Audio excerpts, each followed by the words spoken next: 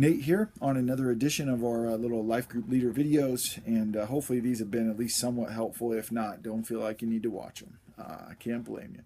But looking forward to another week, and as we'll dive into Acts chapter 9, just want to invite you to spend some time with that this week prior to Sunday, and then even jumping into our groups this week. It should be a great discussion as we look at the life of Saul and God's meeting him on the road to Damascus and then sending him off, both for a time of discipleship and then the time of mission as he sets the known world on fire with the gospel, planting churches. And of course, we get to be in the wake of that. And so an awesome story. And then even this, the part that Barnabas plays as an encourager and one that comes alongside and sees and confirms God's work in Saul as well. And so as that might be a role that some of us would play in the lives of some that are new. So we'll have some fun with that. I'm excited about where the questions go and where Steve will take us on Sunday. So have some fun with that. Wanted to also let you know if your group's anything like ours, you're kind of like established. We're going through the fall. We're enjoying our time together, but it was good last week to at least pause for a minute and just look into each other's eyes and kind of say, okay, this has been great. Are there other people that that you're feeling like, man, if it were open, I would invite them in. I would invite them and reach them. And if you feel like your group has the room and the space to kind of do that, I would encourage you to throw it out to your group and say, there are some couples or an individual that we could reach out to and invite into this community as well. And then do that follow up. It's a great place to introduce people to Jesus and then together grow. And so think about that.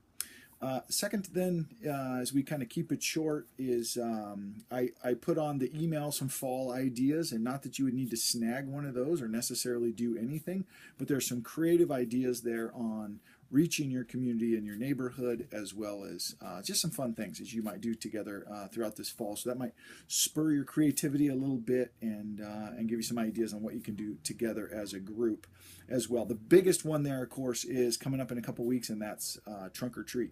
And so love to have your group involved decorating trunks. And so if a couple people from your group decide to do that, we will park you together so that you can kind of share that experience together and have some fun with that.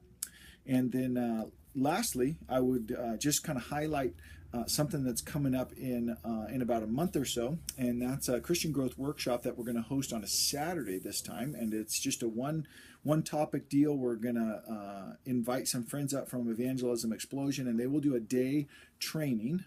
It's a lot of hands-on stuff and some fun group stuff around the idea of sharing your faith.